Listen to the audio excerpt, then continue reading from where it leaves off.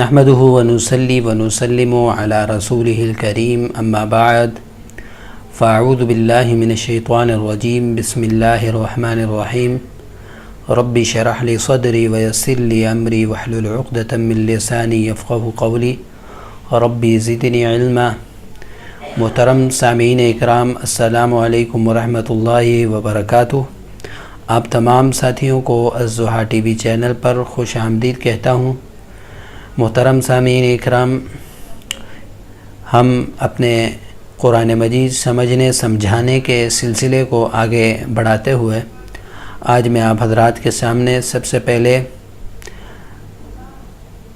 سبق نمبر 20 سے لے کر سبق نمبر 27 تک ان تمام اسباق کا خلاصہ بیان کروں گا، اور تاکہ آپ کو آسانی کے ساتھ یہ سمجھ آ جائے کہ ہم نے ان تمام اسباق میں کیا کچھ پڑھا ہے۔ الحمدللہ ہم نے ان 27 اسباق میں 20 سے پیچھے بھی، یعنی ٹوٹل جو 27 ہم نے اسباق پڑھے ہیں، اس میں ہم نے الحمدللہ 29,000 الفاظ قرآن پاک کے ہم نے سیکھ لیے ہیں، اس کا ترجمہ سیکھ لیا ہے۔ یہ صرف دعویٰ نہیں، یہ حقیقت ہے۔ آپ قرآن مجید کے الفاظ کھولیے، قرآن مجید کھولیے، الفاظ ڈھونڈیے اور غور و فکر کیجئے۔ جس طرح آپ کو گردانیں بتائی ہیں، جس طرح آپ کو سمجھایا ہے، اسی طریقے کے مطابق آپ محنت کوشش کریں تو انشاءاللہ آپ کافی حد تک خود ترجمہ قرآن مجید کا ترجمہ کرنے کے قابل ہو چکے ہیں۔ صرف ایک حجاب ہے، تھوڑا سا ڈر ہے آپ کا، اس کو دور کرنے کی ضرورت ہے۔ وہ جتنا آپ مشق کریں گے اس سے انشاءاللہ وہ حجاب اور وہ ڈر اور وہ جھجک وہ ختم ہو جائے گی۔ چونکہ قرآن مجید میں ٹوٹل 78,000 الفاظ ہیں، ان میں سے آپ نے ماشاءاللہ 29,000 الفاظ آپ نے سیکھ لیے ہیں، یعنی تقریباً آدھے الفاظ آپ نے سیکھ لیے ہیں۔ تو غور و فکر آپ جتنا کریں گے اتنا آپ کو فائدہ ہوگا۔ تو میں یہ عرض کر رہا تھا کہ لیکچر نمبر 20 سے لیکچر نمبر 27 تک کیا ہم نے پڑھا ہے۔ لیکچر نمبر 20 سے 27 تک ہم نے 3 چیزیں پڑھی ہیں۔ نمبر 1 مضاف، نمبر 2 محموز، اور نمبر 3 معتل۔ مضاعف اس فعل کو کہتے ہیں جس میں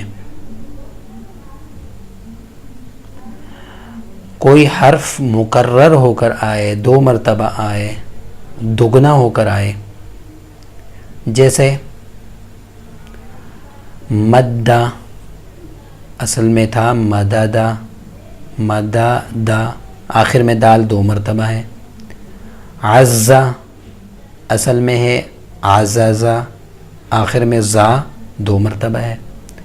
تو اس کو ہم نے جب 2 حروف اکٹھے آ گئے تو ان کو ہم نے ایک ہی کر دیا، اوپر تشدید لگا دی، اور اس کو ذرا سختی سے ہم نے پڑھ دیا، عزا مدہ۔ یہ میری بات آپ کو مضاف کے متعلق سمجھ آ چکی ہوگی۔ پھر آگے ہم نے محموز پڑھا۔ محموز کہتے ہیں وہ فعل جس میں حمزہ آئے۔ 2 چیزیں ہوئیں، اور تیسری چیز ہم نے پڑھی، تیسرے افعال ہم نے جو پڑھے ہیں وہ ہے معتل۔ معتل کہتے ہیں ان افعال کو جن میں حرف علت آئے۔ حرف علت 3 ہیں، الف، واو اور یا۔ اچھا، حرف علت کو علت کیوں کہتے ہیں؟ حرف علت کو علت اس لیے کہتے ہیں کہ یہ حروف بھی علیل ہوتے ہیں، بیمار ہوتے ہیں۔ علیل کا مطلب ہوتا ہے بیمار ہونا، تو یہ بھی بیمار ہوتے ہیں۔ پڑھنے میں ان کی آواز بیماروں کی سی نکلتی ہے۔ نمبر 2، یہ بہت جلد اثر قبول کر لیتے ہیں، ایک دوسرے سے بدلتے رہتے ہیں. یا کو کبھی واو سے بدل دیتے ہیں یا الف سے بدل دیتے ہیں, واو کو بھی الف سے بدل دیا جاتا ہے. تو اس طرح یہ ایک دوسرے میں کنورٹ ہوتے رہتے ہیں. جہاں کہیں یا کو پڑھنا مشکل ہے تو پچھلے حرف کو دیکھا تو اس کے مطابقت میں اس حرف کو جو ہے بدل دیا دوسرے حرف سے. یعنی پچھلے حرف پہ اگر زبر ہے تو واو تھا, واو صحیح نہیں پڑھا جا رہا تھا, تو ہم نے کیا کیا, واو کو الف سے بدل دیا. یا پچھلے حروف پہ زیر تھی اور واو ٹھیک سے نہیں پڑھا جا رہا تھا, اس کو یا سے بدل دیا. اسی طرح یا کا بھی حال ہے. تو یہ ایک دوسرے سے بدلتے بھی رہتے ہیں اور جلدی اثر قبول کر لیتے ہیں. اس لیے بمنزلہ یہ بیماروں کے ہیں, تو اس لیے ان کو حرف علت کہا جاتا ہے. تو یہ تین ہے الف و یا. یہ کسی بھی فعل میں آئیں گے تو اسے معطل کہا جائے گا. آگے آپ کے ذہن میں بات آئی کہ ہم نے تو اور بہت سارے افعال پڑھے تھے. تو بھائی اور جتنے بھی افعال ہم نے پڑھے تھے وہ انہی کی قسمیں تھیں. جیسا کہ محموز ہے جس میں حمزہ ہے, اس کی آگے 2 قسمیں تھیں, بلکہ 3 قسمیں تھیں اس کی. محموز الفا, فا کلمے کے مقابلے میں اگر حمزہ آ رہا ہے تو اسے محموز الفا کہیں گے, یعنی شروع میں آ رہا ہے. درمیان میں حمزہ آ رہا ہے جو عین کلمے میں فاعلا, فا عین لام, فا کے مقابلے میں آ رہا ہے تو محموز الفا. عین کے مقابلے میں آ رہا ہے تو محموز العین. لام کے مقابلے میں آ رہا ہے تو اسے محموز اللام کہیں گے. اسی طرح معطل کی بھی بنیادی طور پر 3 قسمیں تھیں. کون کون سی؟ حرف علت یا شروع میں آ رہا ہے, یا درمیان میں آ رہا ہے, یا آخر میں آ رہا ہے. شروع میں آ رہا ہے اگر حرف علت تو اسے مثال کہتے ہیں. درمیان میں اگر آتا ہے تو اسے اجوف کہتے ہیں, اور اگر آخر میں آتا ہے تو اسے ناقص کہتے ہیں.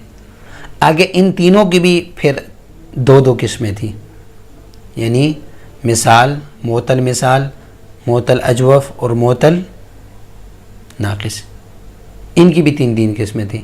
اب مثال 2 قسمیں تھیں. اب مثال کی بھی 2 قسمیں ہیں.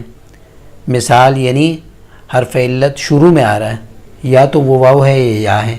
واو ہے تو مثال واوی, یا ہے تو مثال یائی. اگر حرف علت درمیان میں آ رہا ہے تو بھی وہ 2 طرح کا ہوگا, یا واو ہوگا یا یا ہوگا.